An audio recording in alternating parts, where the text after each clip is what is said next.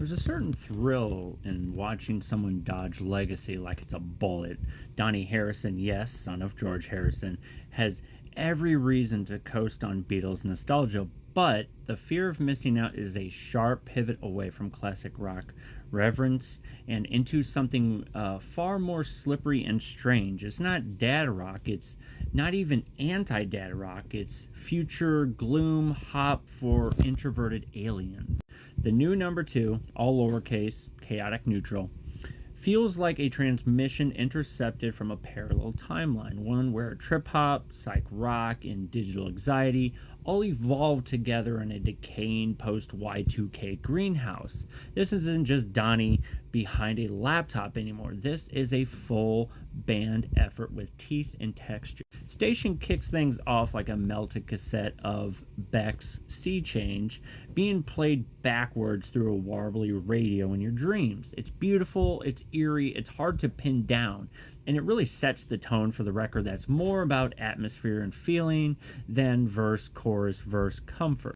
Then comes The Wait Around, and suddenly we're in Wu-Tang territory. Yes, that's RZA lacing the track with his signature mix of spiritual philosophy and verbal grit. His appearance is unexpected but fits perfectly, like a kung fu master walking into a cyberpunk lounge. It's one of the most electrifying moments on the album, and proof that the new number 2 isn't afraid to cross genre borders with a grin. Other tracks like Make It Home and Live a Lie are dense with fuzzed out synths, rattling beats, and submerged vocals. It's the sound of someone trying to broadcast their heartbreak through broken tech.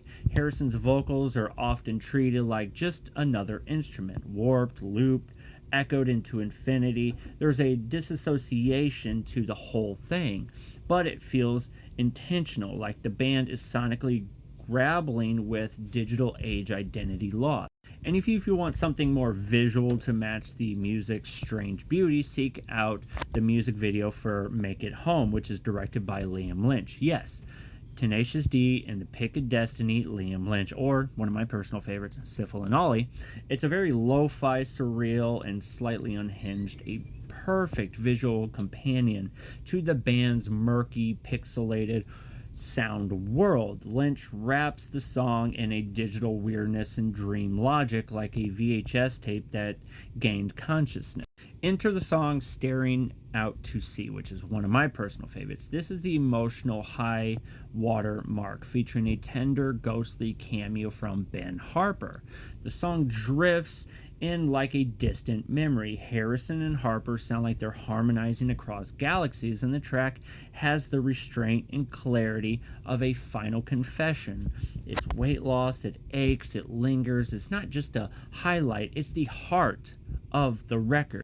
Lyrically, the album floats between cryptic and intimate. Lines like "We made the grade, but now we can't relate," from Wide Awake. It speaks to the malice of a generation raised on screens and hollow connectivity. There's a beauty here, but also loneliness, confusion, and subtle panic of, well, missing out. If there's a downside to Fear of Missing Out, it's that the album's murky lo-fi aesthetic occasionally swallows its own melodies. Some tracks bleed together like overexposed film, but maybe that's the point. This isn't a playlist record, it's a front-to-back headphone trip, made for late nights and existential thoughts. In a better world, this record would have found a cult following on vinyl or Tumblr, with kids quoting lyrics in lowercase over vaporwave collages. Instead, it quietly slipped out in 2012, made its mark on a few lucky ears, and then it vanished. But maybe that makes it even cooler, like a secret frequency only the weirdos tune into. And I remember when this album dropped, I was a huge fan of their debut album, but when this dropped, I was so excited. It's such an incredible record if you haven't listened to it. Truly one of those, we're the offspring of the Beatles. This one really just stood out more than any of the other artists in my case. And check it out. Let me know what you think.